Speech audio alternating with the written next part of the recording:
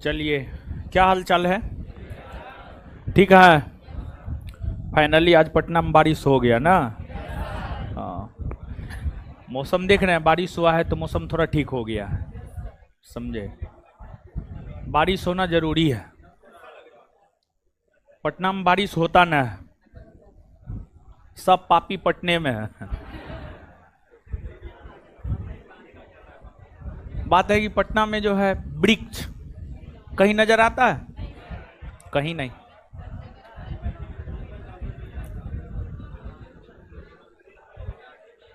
चलिए, तो हम लोग पढ़ रहे थे 1857 के विद्रोह को पढ़ लिए थे। 1857 के विद्रोह के बाद जो अन्य प्रमुख छोटे मोटे विद्रोह थे, जो अन्य प्रमुख छोटे मोटे विद्रोह थे, उन विद्रोहों को हम लोग पढ़ रहे थे। और उसमें जो है लास्ट क्लास में सन्यासी विद्रोह बताए थे। सन्यासी विद्रोह के बाद आपको और क्या क्या बताए थे? कितूर चेन्नम्मा विद्रोह और गडकरी और क्या, अहोम विद्रोह और पाइक विद्रोह और भी कुछ नहीं। चलिए, इतना विद्रोह बताए थे। तब आगे जो है अन्य विद्रोहों की भी चर्चा आगे हम आपके साथ करेंगे, लेकिन उससे पहले पिछले सेशन में जो विद्रोह के विषय में हम आपको बताए थे, उससे जो है 2-3-4 क्वेश्चन हम आपसे पूछ रहे हैं, आप फटाफट जवाब दीजिए। बताइए, कितूर चेन्नम्मा विद्रोह का नेतृत्व किसने किया था? चेन्नम्मा और रायन्ना, ठीक है। आगे बताइएगा, अहोम विद्रोह कहां हुआ था? असम में। पाइक विद्रोह के नेतृत्वकर्ता कौन थे? बक्सी जगबंधु विद्याधर। सन्यासी विद्रोह की चर्चा किस साहित्य में देखने को मिलती? आनंद मठ में। और सन्यासी विद्रोह कहां हुआ था? कहां हुआ था? बंगाल में ना। चलिए, ठीक है। अब यहां से हम लोग आगे बढ़ते हैं। अब आगे समझिएगा। देखिए, आगे हेडिंग मारिएगा आप, नील विद्रोह। नील विद्रोह।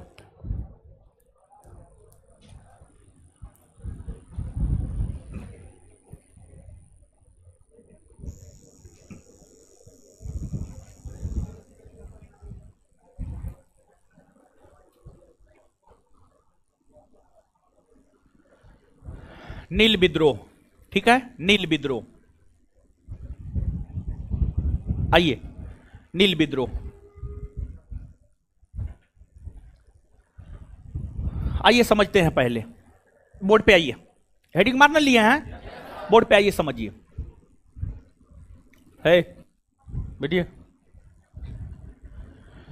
नील विद्रोह, देखिए, नील विद्रोह की अगर हम बात करें तो जो नील विद्रोह है, नील विद्रोह की अगर हम बात करें तो जो नील विद्रोह है, यह विद्रोह बंगाल के क्षेत्र में हुआ है। नील विद्रोह बंगाल के क्षेत्र में हुआ है। और नील विद्रोह किसानों के द्वारा किया गया एक विद्रोह था। बंगाल के किसानों के द्वारा किया गया एक विद्रोह था।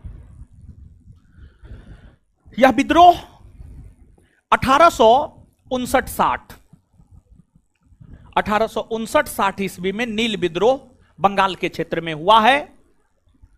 और इस विद्रोह के कारण क्या है, इसको आप समझिएगा।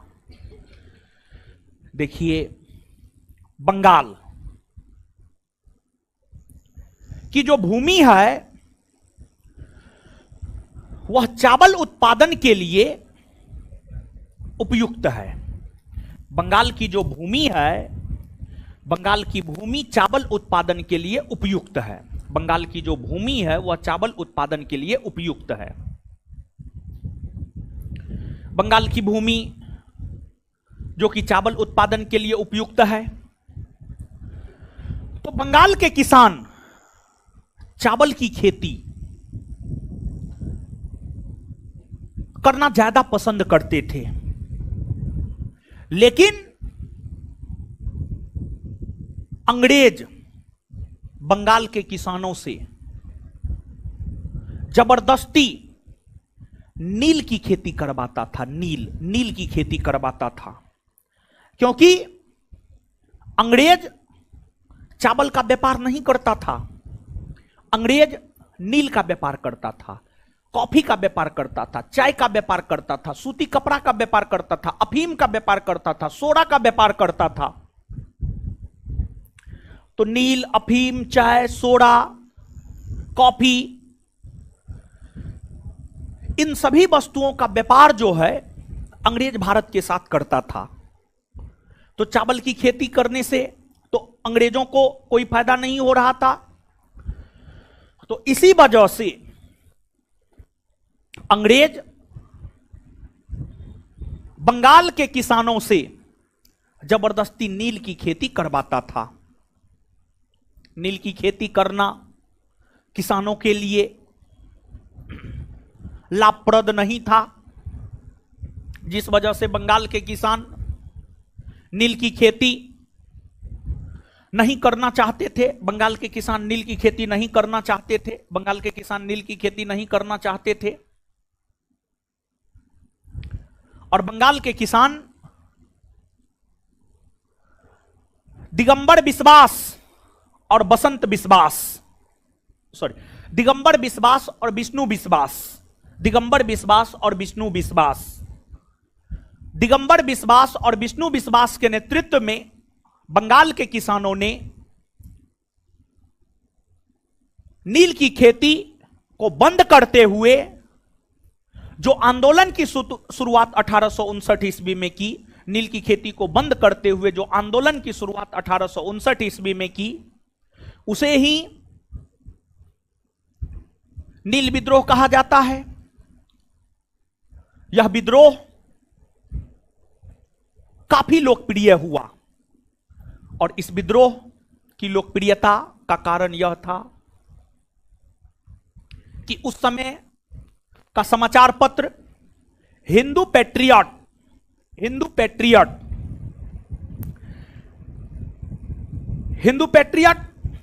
नामक समाचार पत्र की अगर हम बात करें तो जो हिंदू पैट्रियट नामक समाचार पत्र था, हिंदू पैट्रियट नामक समाचार पत्र ने इस विद्रोह का समर्थन किया और बंगाल के सभी किसान एकजुट हो गए, जिस कारण यह विद्रोह काफी व्यापक हो गया। और इस विद्रोह की चर्चा दीनबंधु मित्र ने अपनी रचना नील दर्पण में किया है। दीनबंधु मित्र ने अपनी रचना नील दर्पण में नील विद्रोह की चर्चा की है और इस विद्रोह की व्यापकता को देखते हुए नील आयोग का गठन किया गया और नील आयोग ने अपनी रिपोर्ट में यह कहा कि अगर बंगाल के किसान नील की खेती नहीं करना चाहता है तो वह नील की खेती नहीं करे।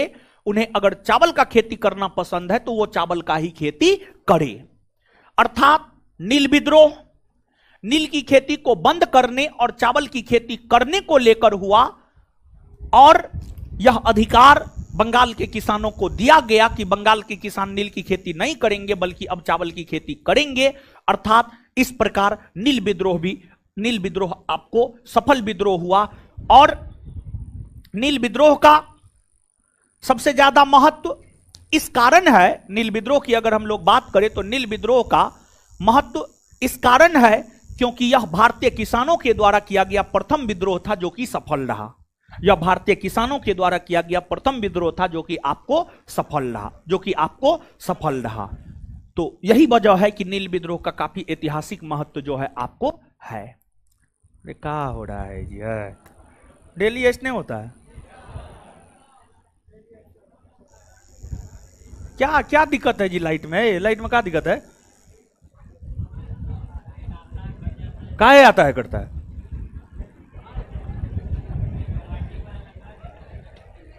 नील विद्रोह लिखिए।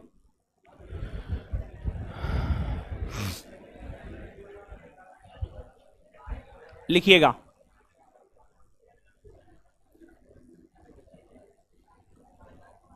लिखिएगा।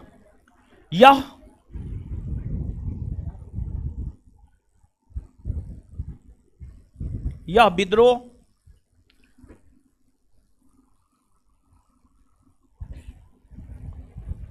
भारतीय किसानों द्वारा किया गया। यह विद्रोह भारतीय किसानों द्वारा किया गया यह विद्रोह भारतीय किसानों द्वारा किया गया प्रथम। यह विद्रोह भारतीय किसानों द्वारा किया गया प्रथम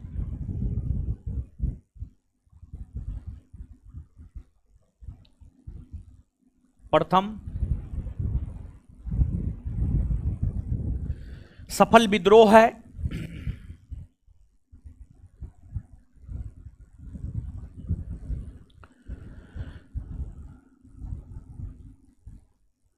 यह विद्रोह बंगाल के क्षेत्र में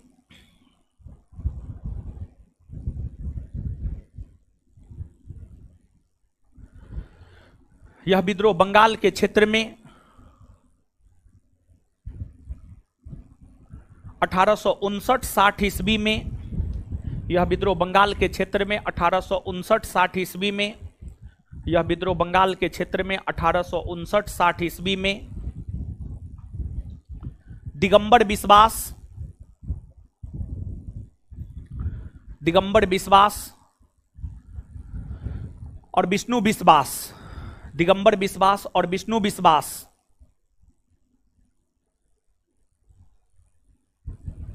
दिगंबर विश्वास और विष्णु विश्वास के नेतृत्व में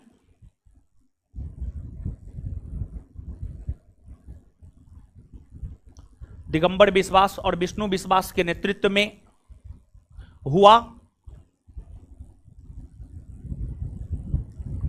दिगंबर विश्वास और विष्णु विश्वास के नेतृत्व में हुआ। इस विद्रोह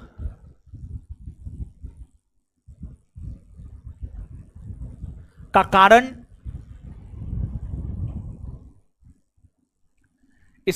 कारण यह था कि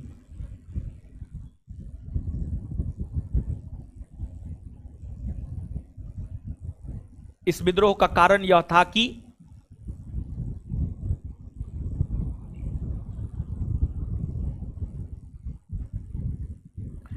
इस विद्रोह का कारण यह था कि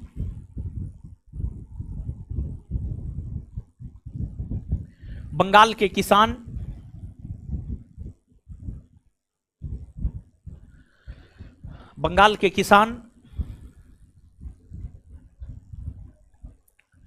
चावल की खेती करना चाहते थे।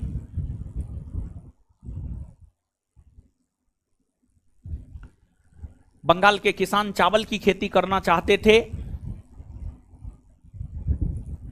लेकिन उनसे जबरन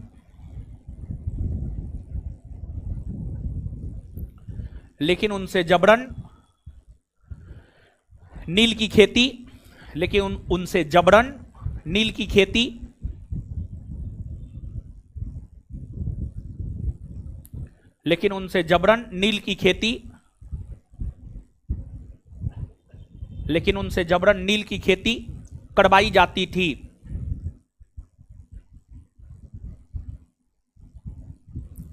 लेकिन उनसे जबरन नील की खेती करवाई जाती थी। बंगाल के किसान नील की खेती नहीं करना चाहते थे, इसी को लेकर यह विद्रोह हुआ है। बंगाल के किसान नील की खेती नहीं करना चाहते थे,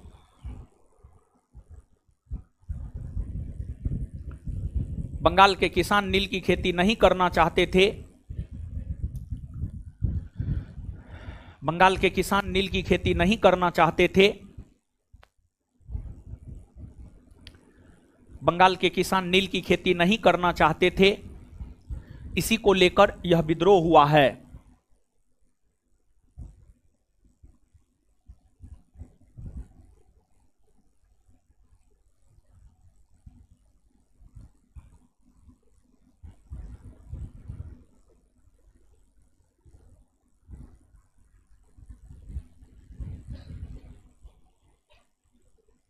चलिए,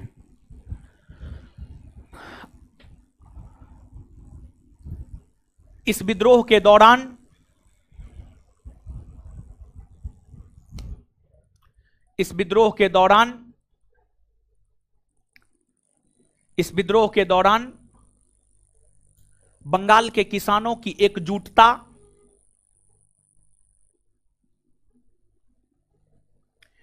इस विद्रोह के दौरान बंगाल के किसानों की एकजुटता,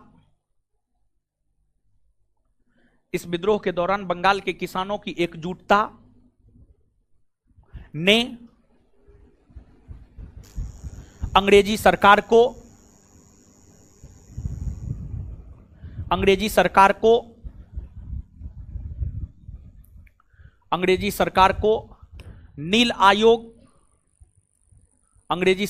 नील आयोग गठित करने को लेकर अंग्रेजी सरकार को नील आयोग गठित करने को लेकर विवश किया।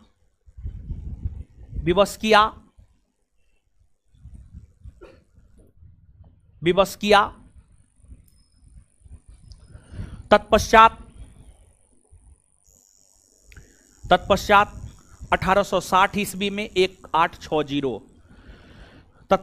1860 ईस्वी में 1860 1860 ईस्वी में 1860 ईस्वी में नील आयोग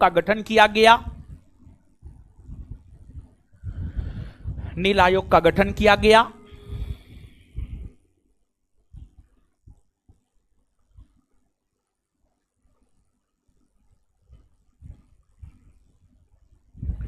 इस आयोग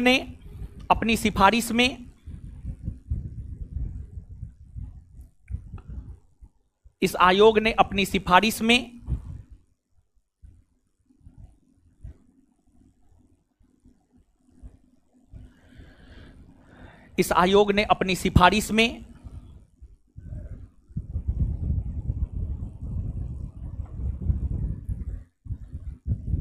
नील की खेती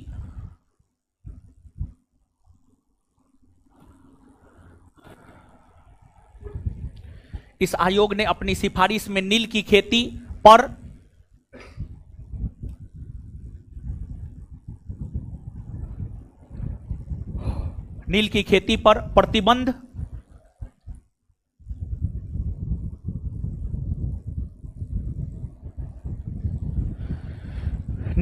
पर प्रतिबंध लगा दिया।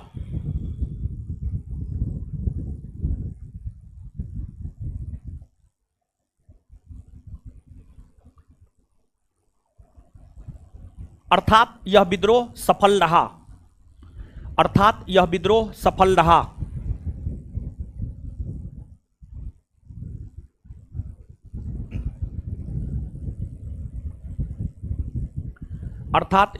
सफल रहा। चलिए आगे।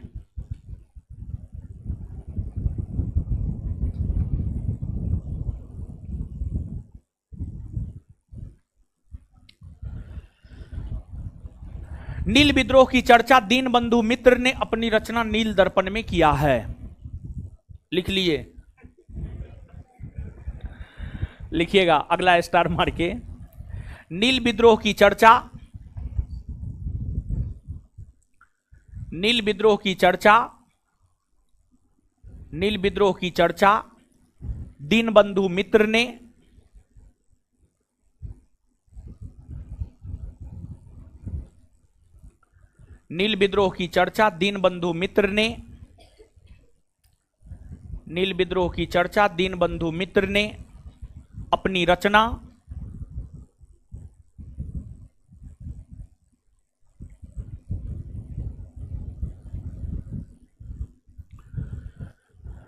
विद्रोह की चर्चा दीनबंधु मित्र ने अपनी रचना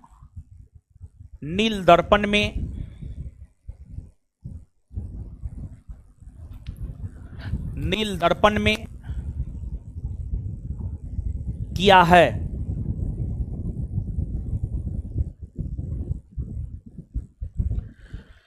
आगे आगे लिखिएगा।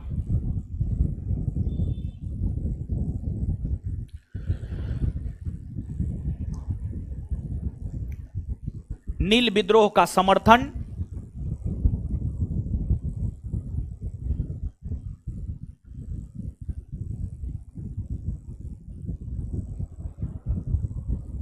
नील विद्रोह का समर्थन हिंदू पैट्रियट,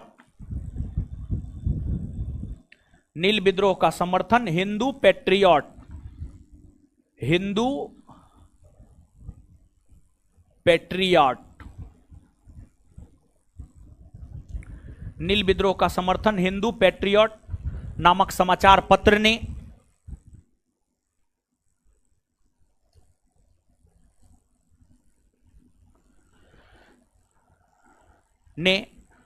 किया है।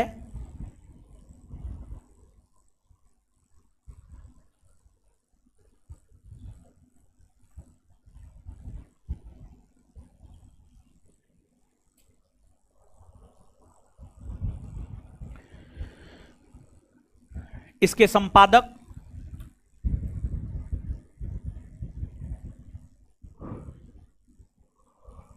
हरिश्चंद्र मुखर्जी, इसके संपादक हरिश्चंद्र मुखर्जी,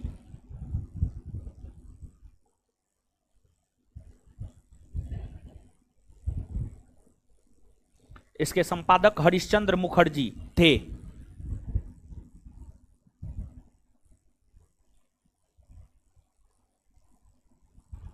चलिए अब आगे आ जाइए। अब आगे हेडिंग मारिए पाबना विद्रोह।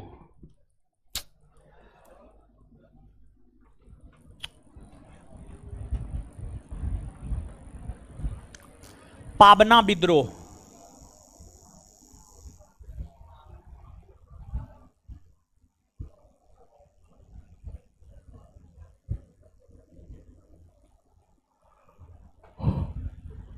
पाबना विद्रोह, पाबना विद्रोह।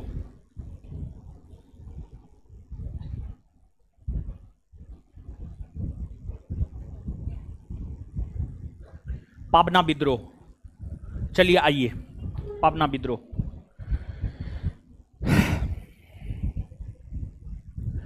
देखिए पाबना विद्रोह भी एक कृषक विद्रोह है, किसानों के द्वारा किया गया यह विद्रोह है।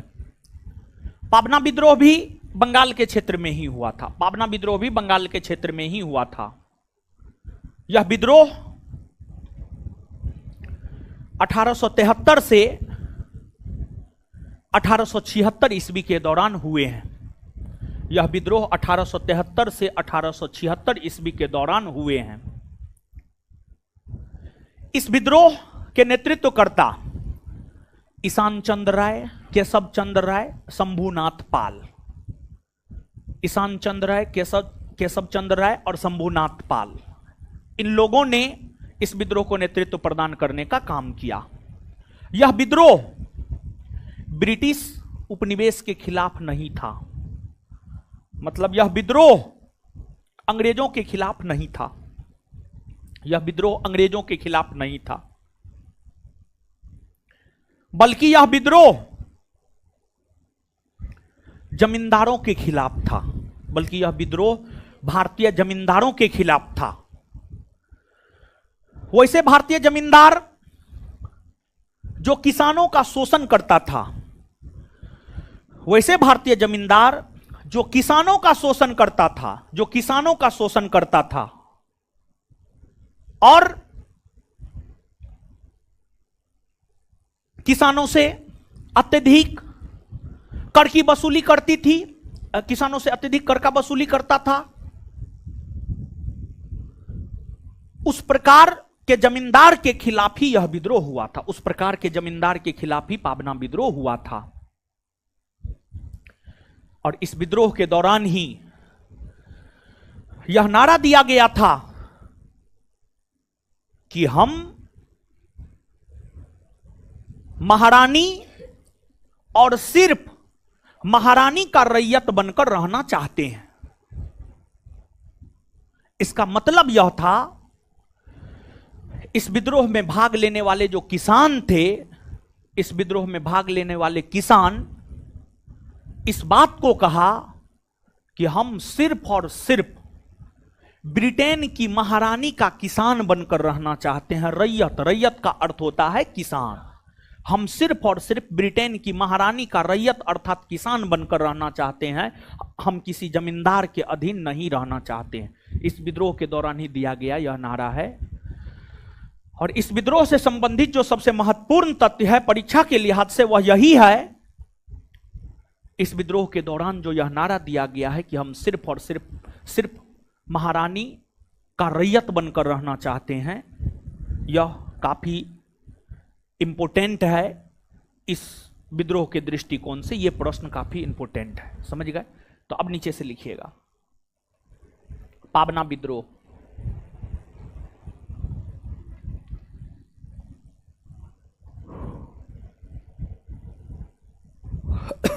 पाबना विद्रोह लिखिएगा। यह विद्रोह बंगाल के क्षेत्र में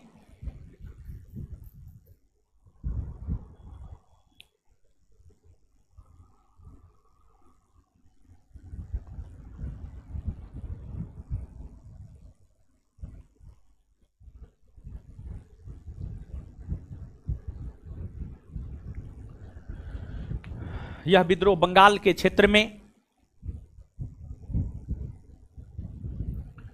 यह विद्रोह बंगाल के क्षेत्र में 1873 से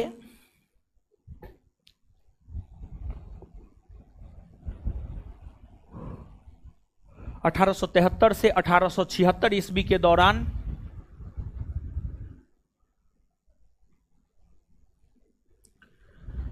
1873 से 1876 ईस्वी के दौरान 1873 से 1876 ईस्वी के दौरान हुए हैं।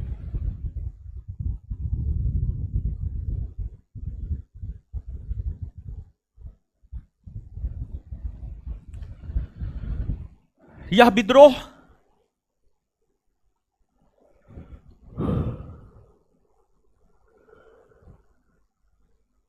विद्रोह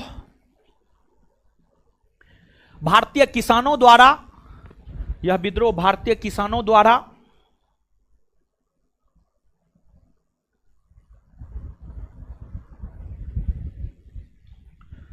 यह विद्रोह भारतीय किसानों द्वारा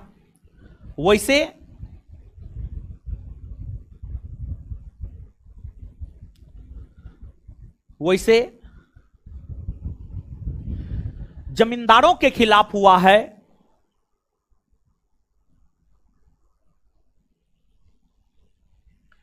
वैसे जमींदारों के खिलाफ हुआ है जो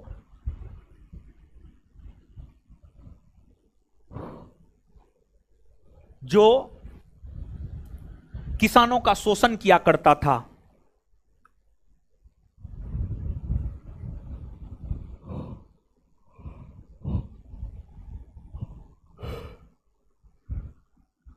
जो किसानों का शोषण किया करता था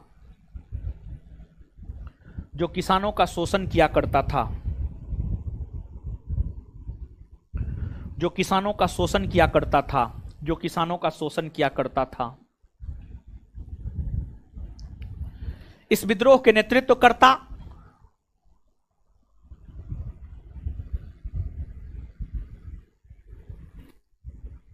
इस विद्रोह के नेतृत्वकर्ता ईशान चंद्र राय। ईशान, हे भगवान,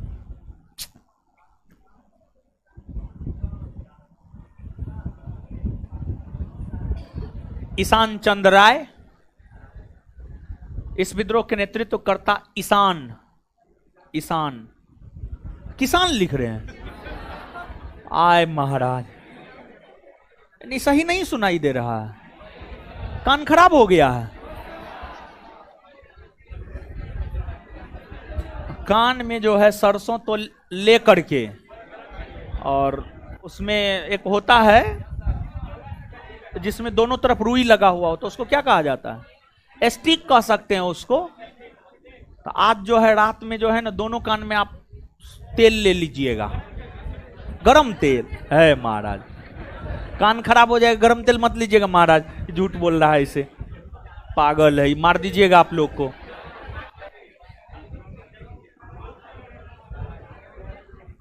देखिए जो 5 ज्ञानेंद्रियां हैं, क्या क्या है?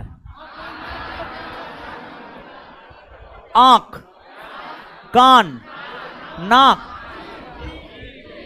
जीभ और त्वचा, यही ना है 5 गो। इसके साथ छेड़छाड़ नहीं होना चाहिए, समझे?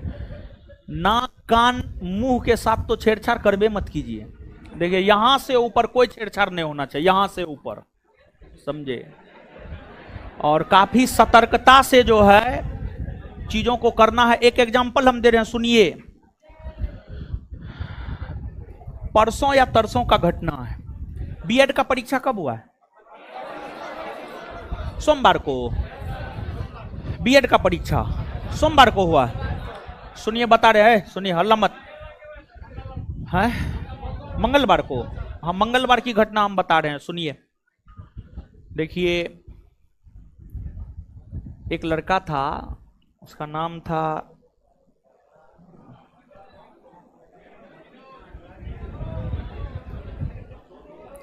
कोई आर्यन नाम था, अंकित आर्यन नहीं, अंकित आर्यन नहीं, कोई रंजन नाम था, कोई अपने संस्थान का विद्यार्थी था, ठीक है। पिछली बार अपने संस्थान से जुड़ा था, उससे पहले से भी टेस्ट से जुड़ा था, पिछली बार बैच उच किया, हॉस्टल में भी रहा था, पिछला वाला जो हॉस्टल था वहां पर भी रहा था वो। पिछली बार उसका सब चीज हुआ भी, लेकिन शरीर थोड़ा हट्ठा कट्ठा था, वेट थोड़ा शरीर में ज्यादा था। तो पिछली बार बिहार एसआई में जब वो दौड़ने के लिए गया तो उसको 8 मिनट समय लगा, 8 मिनट, जबकि 6.5 मिनट में दौड़ना है। मार्क अच्छा खासा था, दौड़ नहीं पाया। तो फिर बाद में आकर के हमसे पूछा था कि आगे क्या करे। हम बोले आपका जो मन है वो आप कीजिए। तो आगे बीपीएससी की ओर जो है मुड़ गया था वो, बीपीएससी का तैयारी कर रहा था, टीचर सबका, बीपीएससी टीचर, बीपीएससी मेन जो बीपीएससी है वो। तो हुआ क्या, जिस रोज परीक्षा हुआ है आपको बीएड का, मंगलवार को, सोमवार या मंगलवार को हुआ है। तो बीएड का परीक्षा देने के लिए पटना से वो अपने घर गया, समझे, और घर से एग्जाम देने के लिए निकला। थोड़ा दूर आगे निकल गया, 5 किलोमीटर, तो पता चला एडमिट कार्ड या आधार कार्ड दोनों में से एक वो भूल गया था, जिस वजह से दोबारा रिटर्न हुआ और एडमिट कार्ड जो भी भूला था वो दोनों लेकर के जो है वापस पुनः एग्जाम सेंटर की ओर रवाना हुआ। थोड़ा स्पीड में जा रहा था और जो है आपको हुआ ये कि कोई गाड़ी जो है ना, 4 व्हीलर कोई गाड़ी उसको टक्कर मार दिया, और हेलमेट नहीं पहने हुआ था, हेलमेट नहीं पहने हुआ था। कोई गाड़ी जो है टक्कर मारा और उस टक्कर का चोट जो है उसको सीधे यहाँ लगा, माथा में लगा, यहाँ लगा, और यहाँ चोट लगा और यहाँ पर जो है आपको कट गया, यहाँ पे कट गया ये वाला एरिया, और शरीर में कहीं कोई चोट नहीं था। स्पॉट डेथ हो गया, ऑन स्पॉट। नवादा का था, हाँ नवादा का था, नवादा का था, उसका नाम बता देते हैं, नवादा का था, हाँ नवादा का था, समझे। तो हेलमेट बहुत ज्यादा जरूरी है, समझे। आप लोग चीजों को समझते नहीं हैं, आप लोग इसको निगेटिव वे में लेते हैं। उसका नाम भी हम बता देते हैं, नवादा डिस्ट्रिक्ट का था, अच्छा लड़का था, पढ़ने में बहुत शानदार लड़का था, समझे। वीडियो उसका आया, हम तो देख नहीं पाए, समझे। कार्तिक आर्यन नाम था, कार्तिक आर्यन बोले थे, आर्यन लिखा हुआ था, कार्तिक आर्यन नाम था, और एकदम हट्ठा कट्ठा था। मतलब सोचिए ना, हमसे भी थोड़ा लंबा था, हमसे भी ज्यादा उसका था शरीर सब पूरा, हमारा तो सिर्फ पेटे ने फेंका हुआ है, समझे। उसका जो हाथ सब भी हमसे 1.5 गुना था कम से कम, समझे। बहुत हट्टा कट्टा लड़का था, शरीर में कहीं भी चोट नहीं, सिर्फ माथा पे चोट लगा और स्पॉट हो गया। बगल में हॉस्पिटल भी था, मुश्किल से 10 मिनट के रास्ता पर। हॉस्पिटल जाते जाते कि जब वो गिरा तो फिर उसको जो है उठाया गया, तो यानी कोई हरकत जो है उसका शरीर नहीं किया। हम लोग क्या समझते हैं जानते, वही लड़का अगर हेलमेट पहना हुआ रहता तो ठीक है, चोट लगता, माथा में चोट लगता, हो सकता था हाथ गोड़ टूटता, गिरता, हाथ गोड़ टूटता, चोट लगता, लेकिन वो मरता नहीं, मरता नहीं। वो अगर वो हेलमेट पहने रहता तो मरता नहीं। और जीवन से बढ़ के थोड़े कुछ है जी, कुछ नहीं है। बहुत बड़ा कर्म किए होंगे, बहुत अच्छा कर्म किए होंगे, तब जाकर आप मानव के तौर पर अवतरित हुए हैं, समझ गए। तो इस जीवन को ऐसे गंवाना नहीं चाहिए। हेलमेट हम लोग क्या समझते हैं, हम लोग अपना हीरोगिरी दिखाते हैं, लेकिन छोटी छोटी घटना पूरे सब चीज को खराब कर देता है, समझ गए। मान लिया जाए कि अब देखिए उसके परिवार, शादी विवाह नहीं हुआ था, लेकिन फिर भी एक परिवार ने अपने जवान बेटा को खो दिया। मां बाप के लिए सबसे बड़ा कष्टदायी चीज क्या होता है जानते हैं? मां बाप के लिए सबसे बड़ा कष्टदायी होता है अपने जवान बेटा को खोना। इससे बड़ा कष्ट मां बाप के लिए कुछ हो ही नहीं सकता है, समझ गए। तो गाड़ी उड़ी जब भी चलाइए, अरे दादागिरी नहीं दिखाना है। अरे जीवन रहेगा तो बहुत जगह दादागिरी दिखा सकते हैं। तो इस सब चीज पर जो है आपको अच्छे से गाड़ी चलाना चाहिए। गाड़ी और जिंदगी दोनों को उतना ही स्पीड करना चाहिए जितना को आप कंट्रोल कर सकते हैं। अगर ज्यादा कीजिएगा तो गाड़ी भी आप संभाल नहीं पाइएगा, आपका एक्सीडेंट होगा। और जीवन भी अगर ज्यादा स्पीड में चलाइएगा वो भी आपसे संभल नहीं पाएगा, वो भी आपको मृत्यु की ओर ही लेकर के जाएगा, समझ गए। तो सेफ्टी जरूरी है, हेलमेट जरूरी है। चलिए अब आइए, है इसके नेतृत्व करता ईशान चंद्र राय, केशव चंद्र राय और शंभुनाथ पाल ने। इसके नेतृत्व करता ईशान चंद्र राय, केशव चंद्र राय और शंभुनाथ पाल ने। इसके नेतृत्व करता ईशान चंद्र राय, केशव चंद्र राय और शंभुनाथ पाल ने किया था।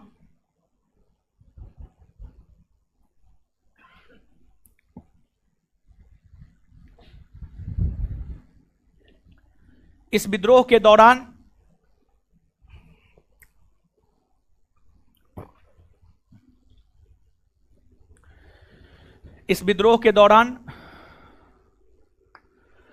किसानों ने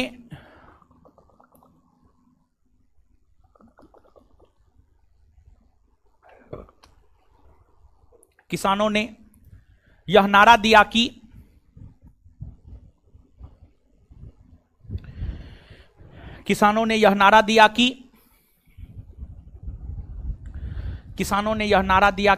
की के बाद डैश, डैश के बाद इन्वर्टेड कोमा। किसानों ने यह नारा दिया कि के बाद डैश, डैश के बाद इन्वर्टेड कोमा। किसानों ने यह नारा दिया कि के बाद डैश, डैश के बाद इन्वर्टेड कोमा। हम महारानी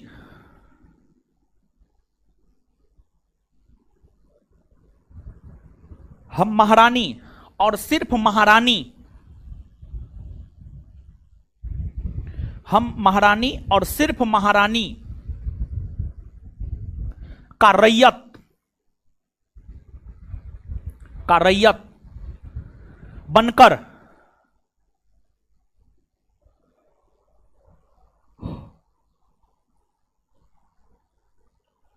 रहना चाहते हैं, का रैयत बनकर रहना चाहते हैं।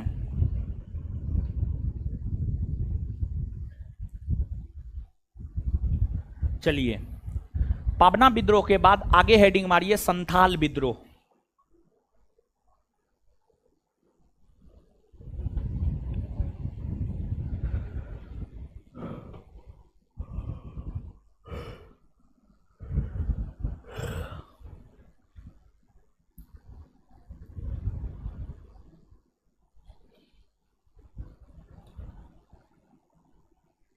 संथाल विद्रोह।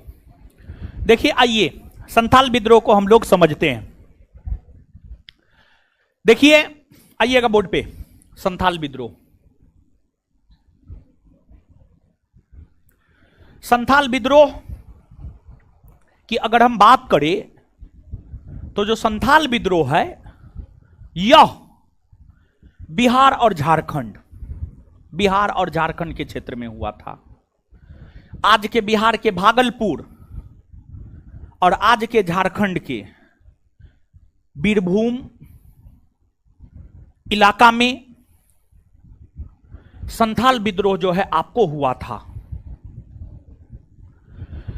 संथाल विद्रोह 1857 के विद्रोह के ठीक पूर्व संध्या, 1857 के विद्रोह के ठीक पूर्व संध्या का मतलब यह नहीं है कि 10 मई 1857 से 1857 के विद्रोह की शुरुआत हुई है और 9 मई 1857 को यह विद्रोह हुआ है, नहीं। 1857 के विद्रोह के ठीक पूर्व संध्या मतलब 1855-56। तो 1857 के विद्रोह के ठीक पहले 1855-56 ईस्वी में 1855-56 ईस्वी में संथाल विद्रोह सिद्धू और कान्हू के नेतृत्व में हुआ। सिद्धू और कान्हू के नेतृत्व में हुआ। संथाल एक जनजाति है, आदिवासी है। भारत में सैकड़ों की संख्या में अलग अलग आदिवासी समुदाय के लोग पाए जाते हैं। हो, मुंडा, उराव, गाड़ी, खासू, गारो, खासी, जयंतिया, संथाल, मीना, गरसिया, थारू, खेड़बार, ये सब क्या है? भारत की जनजाति है। ये सब भारत की जनजाति है। तो संथाल भी भारत की एक जनजाति है और वर्तमान में यह जनजाति झारखंड, बिहार, बंगाल, ओडिशा जैसे राज्यों में वर्तमान में भी यह जनजाति पाई जाती है। तो संथाल जनजाति के ही थे सिद्धू और कान्हू। सिद्धू और कान्हू दोनों संथाल जनजाति के ही थे। इन दोनों के द्वारा ही संथाल विद्रोह को नेतृत्व प्रदान किया गया। अब सवाल यह उठता है कि संथाल विद्रोह क्यों हुए? संथाल विद्रोह क्यों हुए? संथाल विद्रोह होने के पीछे कई कारण थे। संथाल विद्रोह की अगर हम लोग बात करें तो संथाल विद्रोह होने के पीछे जो है कई सारे कारण थे। उसमें एक कारण था संथाल जनजाति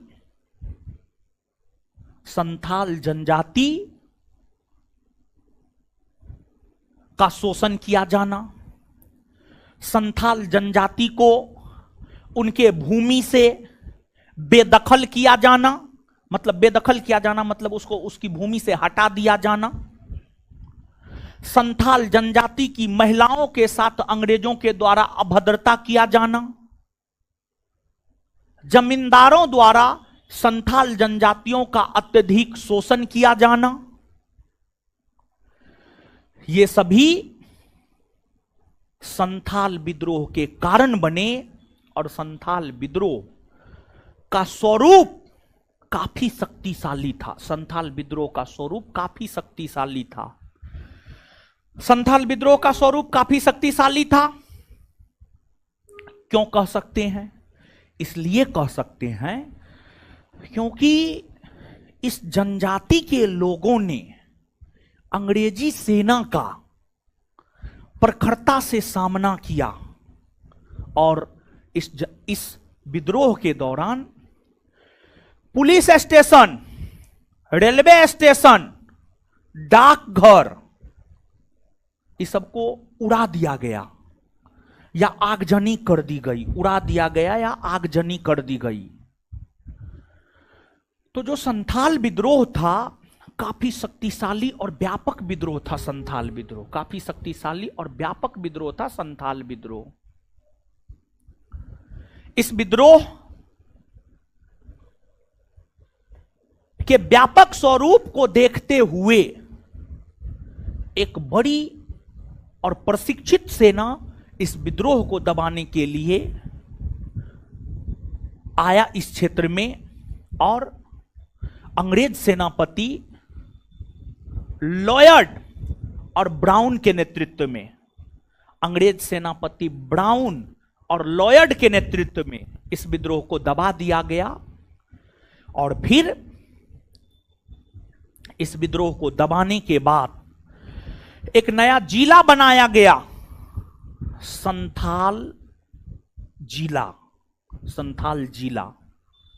और अंग्रेजी सरकार के द्वारा संथाल जनजातियों के लोगों को लेकर एक कानून भी बनाए गए, जिसे संथाल परगना काश्तकारी अधिनियम कहा गया। संथाल परगना काश्तकारी अधिनियम कहा गया।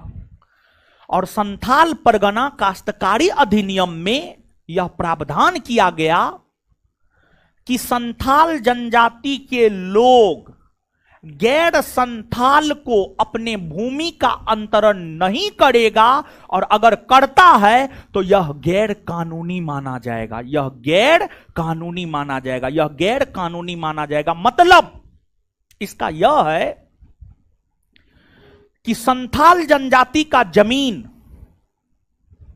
आम लोग नहीं खरीद सकता है, अगर खरीदते भी हैं गैर कानूनी होगा। आपको एक झारखंड में कोई एक युवा है जो संसद का चुनाव भी लड़ा था, हार गया था, क्या नाम है? जयराम महतो। जयराम महतो यही नाम है। वो यही सब मुद्दा उठाता है, जयराम महतो यही सब मुद्दा उठाता है। जयराम महतो कहता है, बड़ी क्रांतिकारी युवा है, बड़ी निर्भीक निडर युवा है। उसका हम एगो क्लिप देखे हैं, समझ गए, इसी वजह से नाम नहीं याद था। उसका एक क्लिप देखे थे, उसमें था कि वो गया था आपको नामांकन करने के लिए, लोकसभा चुनाव में नामांकन करने के लिए गया था, और उसी दौरान जो है पुलिस उसको किसी केस में गिरफ्तार करने के लिए आ गया था। तो पुलिस से बड़ी निर्भीकता पूर्वक, निडरता पूर्वक जो है वार्ता किया और पुलिस तक को हड़का दिया, समझ गए। तो निडर निर्भीक है और उसकी मांग जायज है, उसकी मांग जायज है। चुनाव हार गया है वो, ठीक है, चुनाव हार गया है जयराम महतो, लेकिन उसकी मांग जायज है। वो जो बात करता है उसमें इस बात को भी रखता है कि जब अंग्रेज हम आदिवासियों से जमीन नहीं ले सका, जब अंग्रेजी काल में हम आदिवासी जमीन नहीं दिए, अंग्रेजी शासन के दौरान का कानून है, तो अब हम आदिवासी समुदाय के लोग अपना जमीन किसी को क्यों दें? मांग तो जायज है, मांग सही है, समझ गए। तो मेन जानते हैं जो विवाद होता है, आप देखते होंगे अपने समाज में, समाज में कौन है? समाज में हम ही लोग रहते हैं, हम ही लोग को मिलाकर के समाज बनता है। समाज में देखते होंगे जो झगड़ा होता है भूमि के कारण, भूमि के कारण, बित्ता पर भूमि के कारण कान कपार फूट जाता है। ज्यादा भूमि ना है, बित्ता भर, समझे? तो उस प्रकार का सिचुएशन अगर हो ना, छोड़ दीजिए, कहिए तुम ही खुश रहो, समझ गए। लेकिन आप लोग ऐसा कीजिएगा, कथनी और करनी में बड़ी अंतर हो जाता है, समझे? तो खैर ठीक है, जो है सो है। अब सुनिए हीरो सब है, सुनिए। तो हुआ क्या, इस विद्रोह का नेतृत्व तो सिद्धू और कान्हू ने किया। सबसे पहले सिद्धू को गिरफ्तार कर लिया गया और फिर आगे चलकर कान्हू को गिरफ्तार कर लिया गया। मुख्य नेता को ही गिरफ्तार कर लिया गया, और जैसे ही मुख्य नेता को गिरफ्तार कर लिया गया तो सिद्धू कान्हू का भाई था चांद और भैरव। चांद और भैरव ने भी इस विद्रोह को नेतृत्व प्रदान किया, लेकिन ये दोनों उतने अधिक योग्य नहीं थे और अंततः 1856 आते आते ब्राउन और लॉयड नामक सेनापति के नेतृत्व में इस विद्रोह को दबा दिया गया और संथाल जिला का गठन किया गया और संथाल जनजाति के लोगों के लिए जो है आपको संथाल परगना काश्तकारी अधिनियम लाया गया और इस अधिनियम के तहत संथाल जनजाति के लोगों के भूमि का अंतरण गैर संथाल में नहीं हो सकता, गैर संथाल में नहीं हो सकता है, इसे गैर कानूनी घोषित कर दिया गया। संथाल जनजाति के लोग, संथाल जनजाति के लोगों को भूमि दे सकता है लेकिन गैर संथाल को नहीं दे सकता है। समझे बात को? तो नीचे से लिखिए।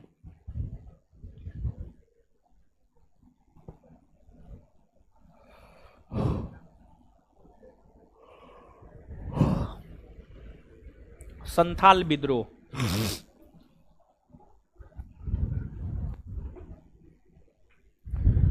यह विद्रोह यह विद्रोह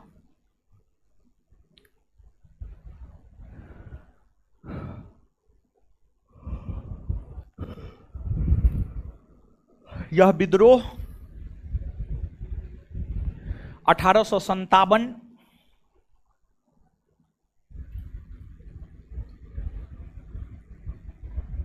के सिपाही विद्रोह से ठीक पहले,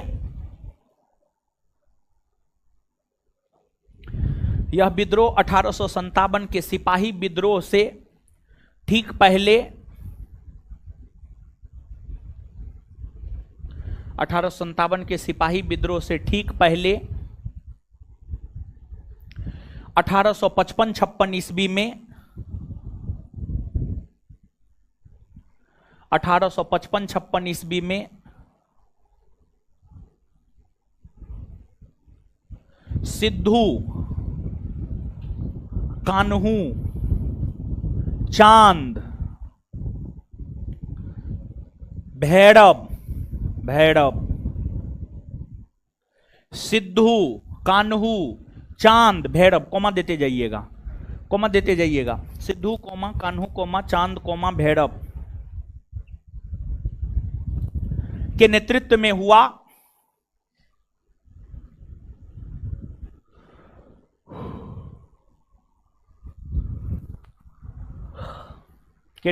में हुआ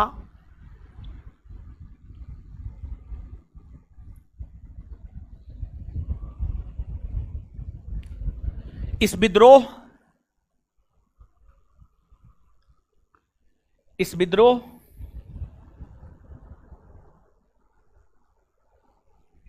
का कारण निम्न है।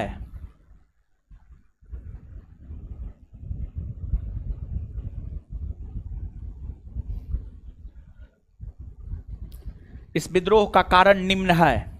एक नंबर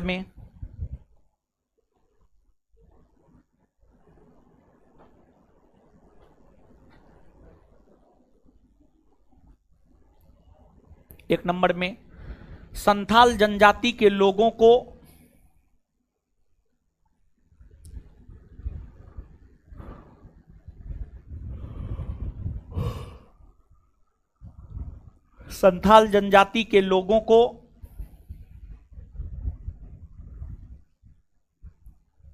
उसके अपनी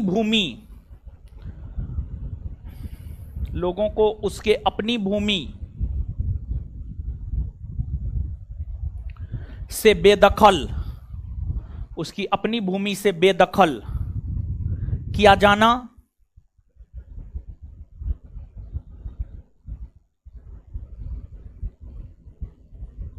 दो नंबर में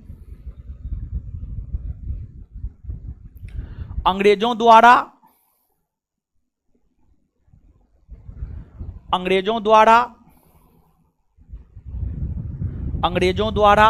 संथाल महिलाओं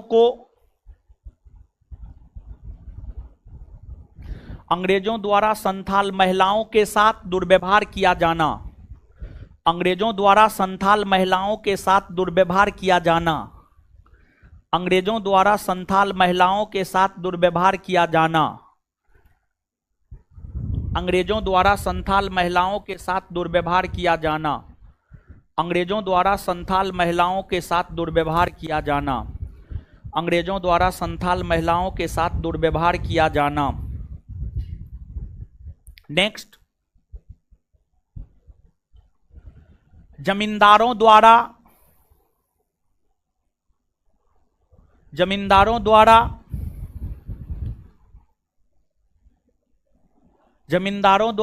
संथाल जनजाति के लोगों का अत्यधिक शोषण किया जाना।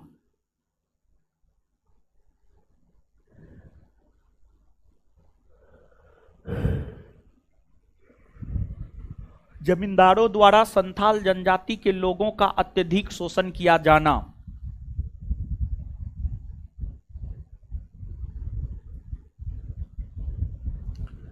जमींदारों द्वारा संथाल जनजाति के लोगों का अत्यधिक शोषण किया जाना। अब नीचे से लिखिएगा, इस विद्रोह का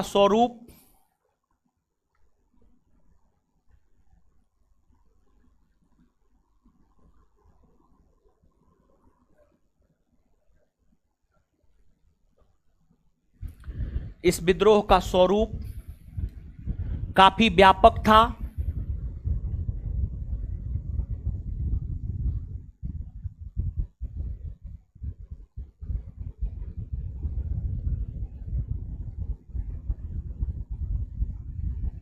इस विद्रोह का स्वरूप काफी व्यापक था।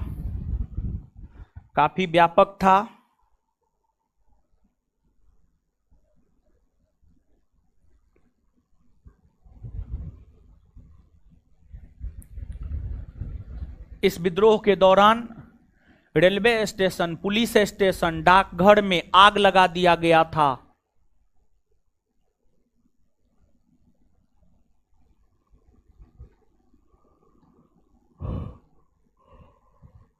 इस विद्रोह के दौरान रेलवे स्टेशन, पुलिस स्टेशन,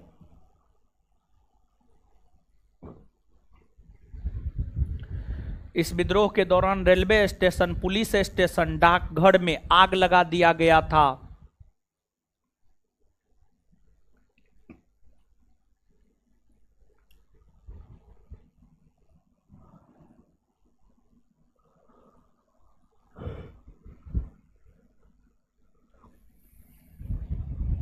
लेकिन आगे चलकर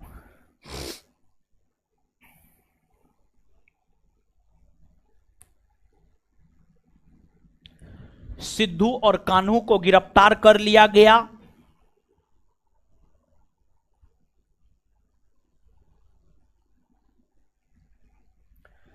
सिद्धू और कान्हू को गिरफ्तार कर लिया गया, जिस कारण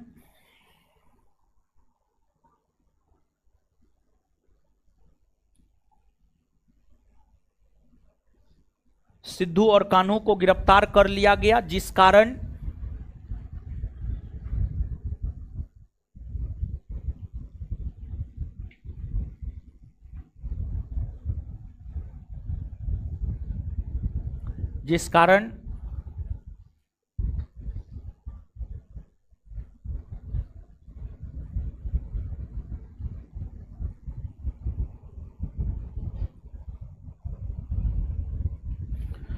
इस विद्रोह की गति मंद पड़ गई।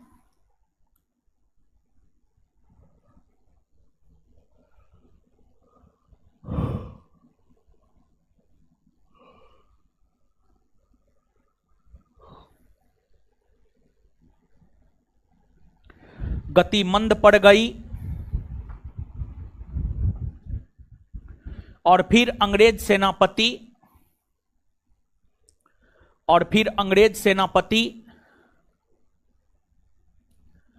लॉयड और ब्राउन के नेतृत्व में, अंग्रेज सेनापति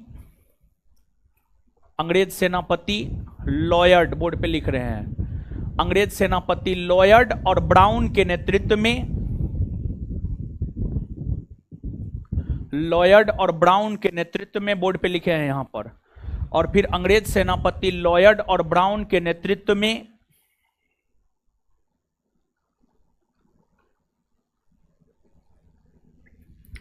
इस विद्रोह को दबा दिया गया।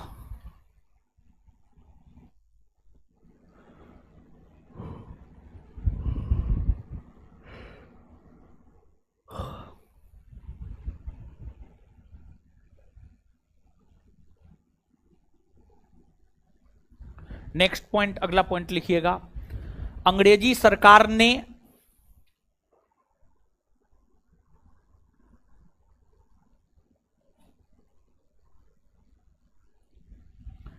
संथाल परगना काश्तकारी अधिनियम,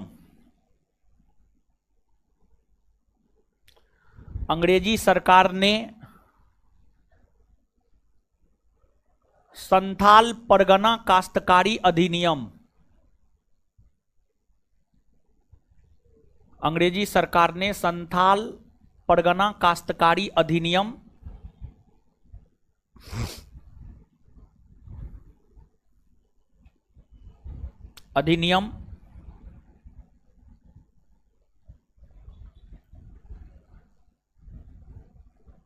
को पारित किया।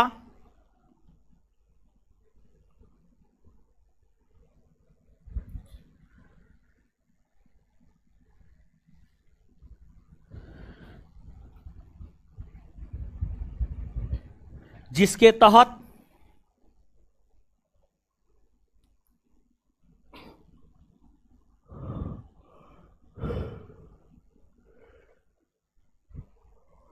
तहत यह प्रावधान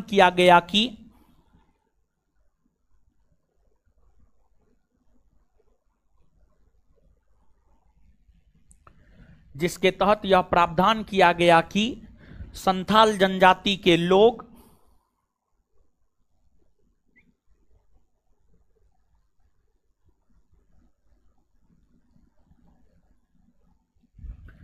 संथाल जनजाति के लोग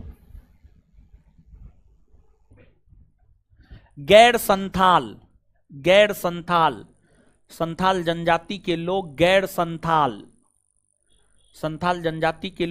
संथाल को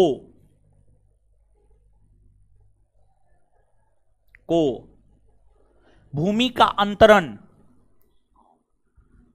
अंतरण नहीं कर सकते हैं।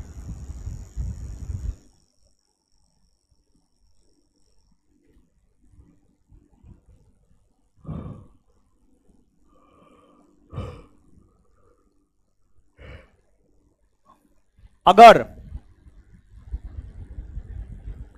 ऐसा होता है तो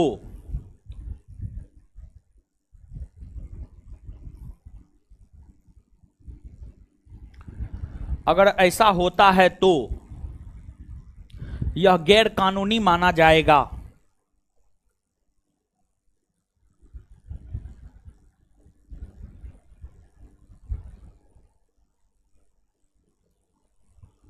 अगर ऐसा होता है तो यह गैर कानूनी माना जाएगा।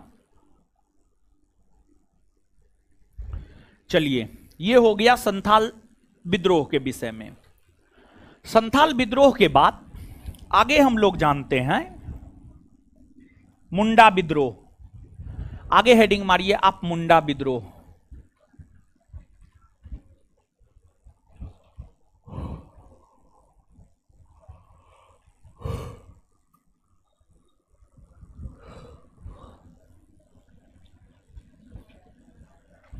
हेडिंग मारिए मुंडा विद्रोह। मुंडा विद्रोह, आइए मुंडा विद्रोह समझते हैं हम लोग मुंडा विद्रोह को। आइए तो बोर्ड पे आइए, देखिए मुंडा विद्रोह को उलगुलान विद्रोह या महान हलचल विद्रोह भी कहा जाता है। जो मुंडा विद्रोह है, मुंडा विद्रोह की अगर हम लोग बात करें तो मुंडा विद्रोह को उलगुलान विद्रोह या महान हलचल विद्रोह भी कहा जाता है। महान हलचल विद्रोह भी कहा जाता है।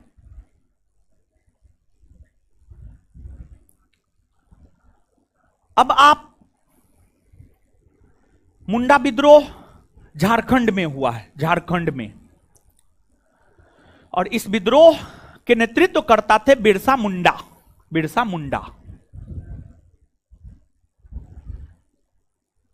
यह विद्रोह 1899 ईस्वी से लेकर 1900 ईस्वी के बीच, मुंडा विद्रोह 1899 ईस्वी से लेकर 1900 ईस्वी के बीच, मुंडा विद्रोह 1899 ईस्वी से लेकर 1900 ईस्वी के बीच बिरसा मुंडा के नेतृत्व में झारखंड के क्षेत्र में हुआ है।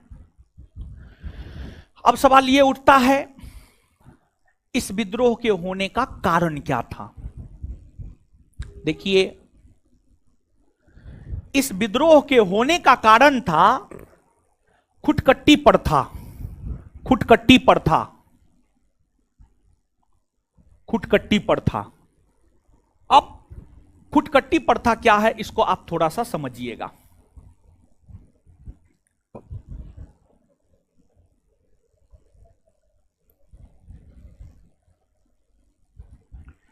इस विद्रोह के होने का कारण था खुटकट्टी प्रथा। खुटकट्टी प्रथा का हिंदी में अर्थ होता है सामूहिक खेती। सामूहिक खेती, सामूहिक खेती। देखिए, मुंडा जनजाति के लोगों में संयुक्त परिवार का प्रचलन था। संयुक्त परिवार का मतलब होता है जब परिवार के सभी सदस्य एक साथ मिलकर रहे, तो वही होता है संयुक्त परिवार। अब जब परिवार संयुक्त है, परिवार एकजुट है, परिवार एक है, तो जो खेती होगा, जो खेती होगा, खेती भी तो संयुक्त ही होगा। तो मुंडा जनजाति में, मुंडा भी एक जनजाति है, आदिवासी है, मुंडा जनजाति में खुटकट्टी प्रथा का प्रचलन था। मतलब सामूहिक खेती का प्रचलन था। मतलब सामूहिक खेती का प्रचलन था। सामूहिक खेती का प्रचलन था आपको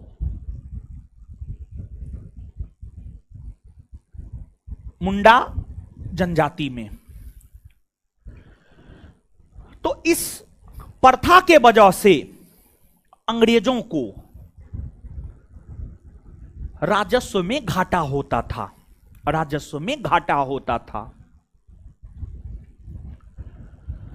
खुटकट्टी प्रथा के वजह से अंग्रेजों को राजस्व में जो घाटा होता था, इसी वजह से अंग्रेजों ने खुटकट्टी प्रथा को समाप्त कर दिया, सामूहिक खेती की व्यवस्था को समाप्त कर दिया। यही घटना मुंडा विद्रोह का कारण बना और इसी वजह से मुंडा विद्रोह हुए। और इस विद्रोह में पुरुष के साथ साथ महिलाओं ने भी अपना अहम योगदान देने का काम की। यह विद्रोह अगर देखा जाए तो इस विद्रोह ने बिरसा मुंडा को आदिवासियों के लिए भगवान बना दिया। बिरसा मुंडा को आदिवासियों के लिए भगवान बना दिया। उन्हें धरती आबा भी कहा जाता है। और उनके इस विद्रोह के वजह से ही, उनके इस विद्रोह के वजह से ही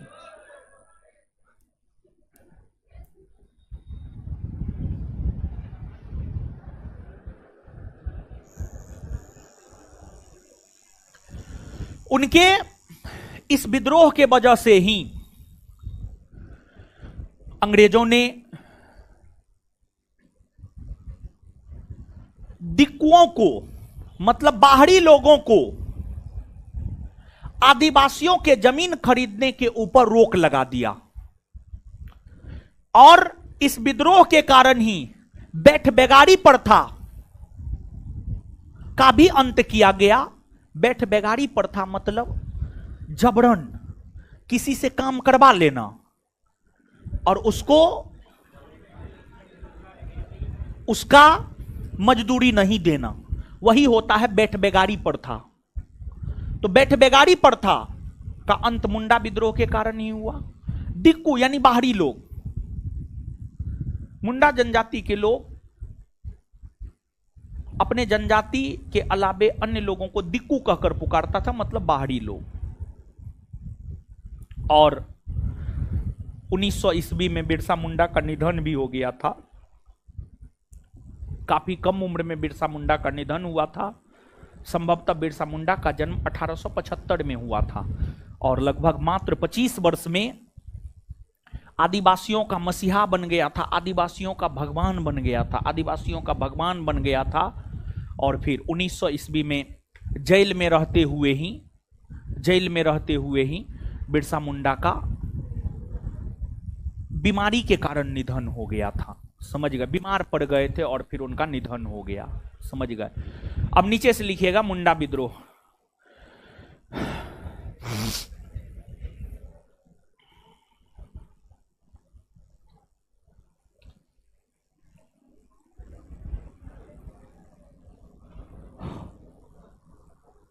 यह विद्रोह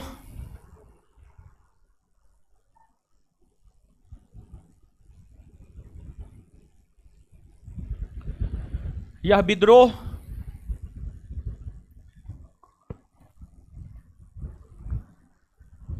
यह विद्रोह यह विद्रोह झारखंड के क्षेत्र में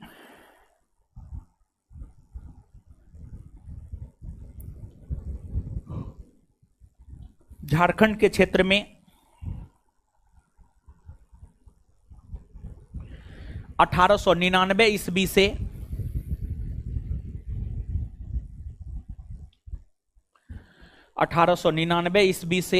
1900 ईस्वी के दौरान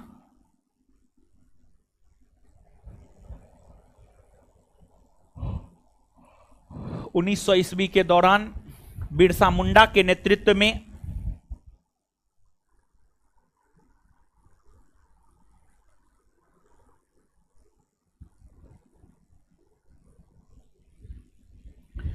बिरसा मुंडा के नेतृत्व में हुआ।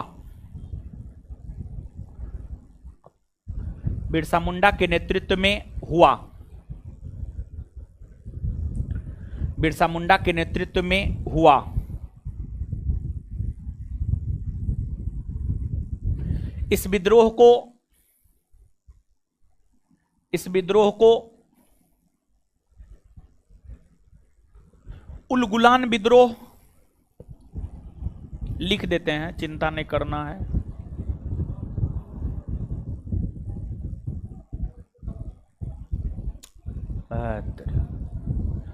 इस विद्रोह को उलगुलान विद्रोह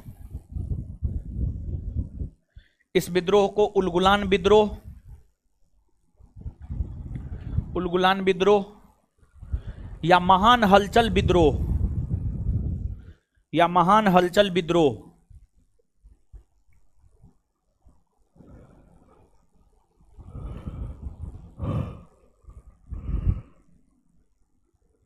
भी कहा जाता है। महान हलचल विद्रोह भी कहा जाता है।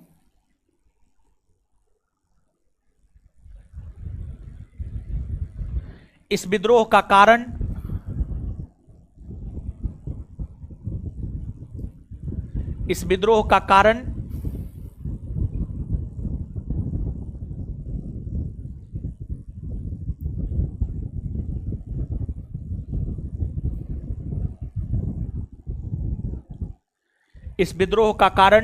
खुटकट्टी प्रथा।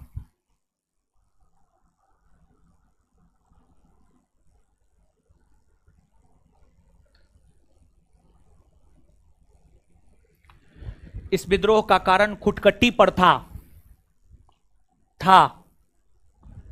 एक मिनट, खुटकट्टी प्रथा यानी सामूहिक खेती।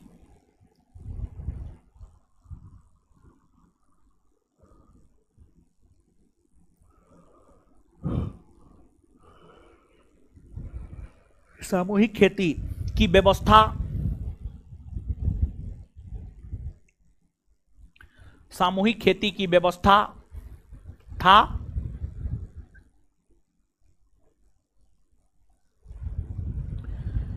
इस विद्रोह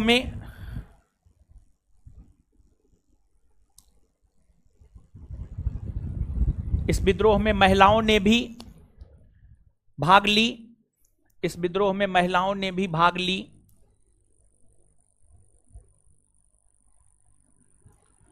इस विद्रोह में महिलाओं ने भी भाग ली।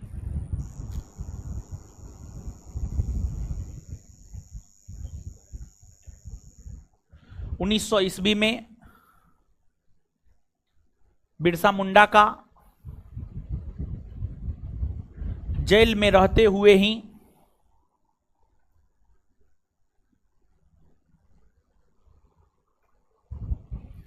1900 ईस्वी में बिरसा मुंडा का जेल में रहते हुए ही निधन हो गया।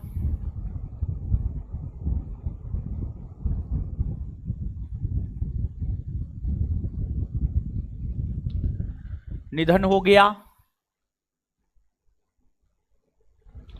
निधन हो गया।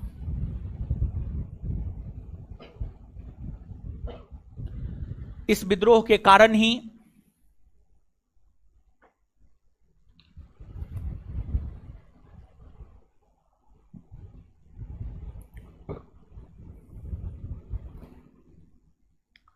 इस विद्रोह के कारण ही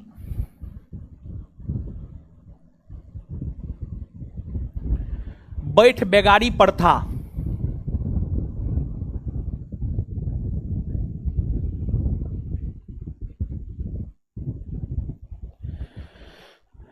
इस विद्रोह के कारण ही बैठ बेगारी प्रथा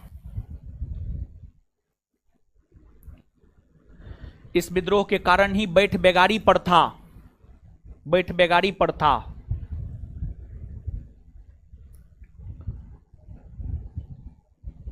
का अंत हुआ।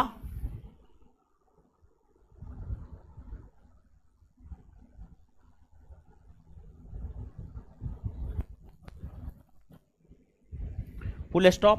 उसी में जबरन मजदूरी करवाकर जबरन मजदूरों से मजदूरी करवाकर जबरन मजदूरों से काम करवाकर उसका मजदूरी नहीं देना। जबरन मजदूरों से काम करवाकर जबरन मजदूरों से काम करवाकर उसका मजदूरी नहीं देना। जबरन मजदूरों से काम करवाकर उसका मजदूरी नहीं देना ही बैठ बेगारी प्रथा कहलाती है।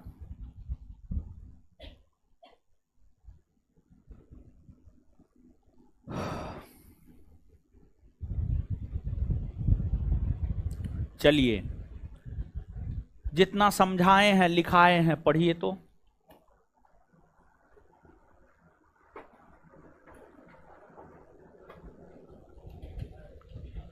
पढ़िए।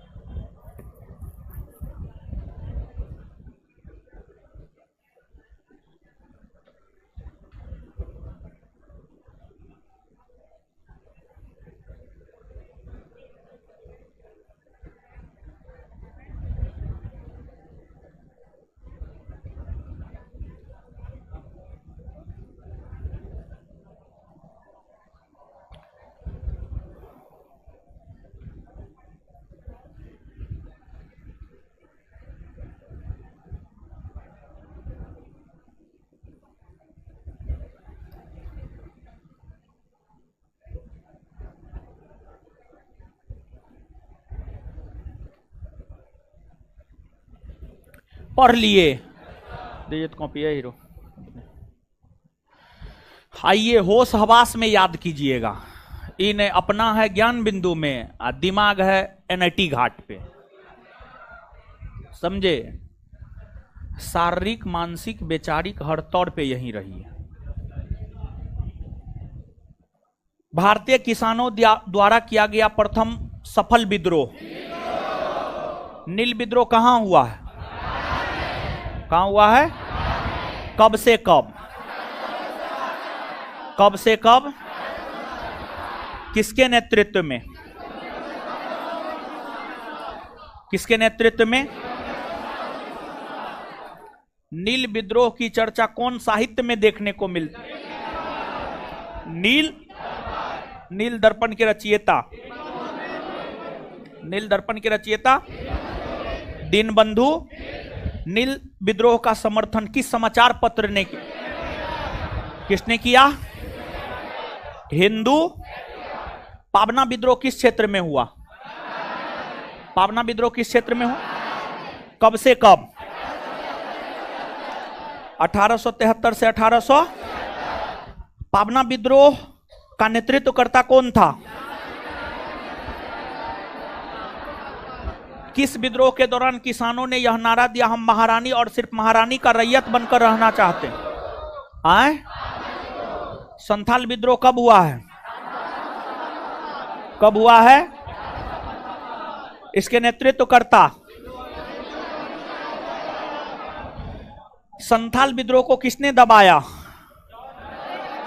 लॉयड और ब्राउन। संथाल विद्रोह को किसने दबाया? मुंडा विद्रोह कहां हुआ है? मुंडा विद्रोह किसके नेतृत्व में? मुंडा विद्रोह को और किस किस नाम से जाना जाता है? उलगुलान विद्रोह और महान हलचल विद्रोह। मुंडा विद्रोह को और किस किस नाम से जाना जाता है? उलगुलान विद्रोह और महान। मुंडा विद्रोह का कारण कौन सी प्रथा थी? खुटकट्टी प्रथा। क्लियर है? इतना याद हो न गया? चलिए, धन्यवाद सभी लोगों का। इससे आगे अगले क्लास में मिलेंगे। हमको निकलने दीजिए, तब आप लोग निकलिएगा।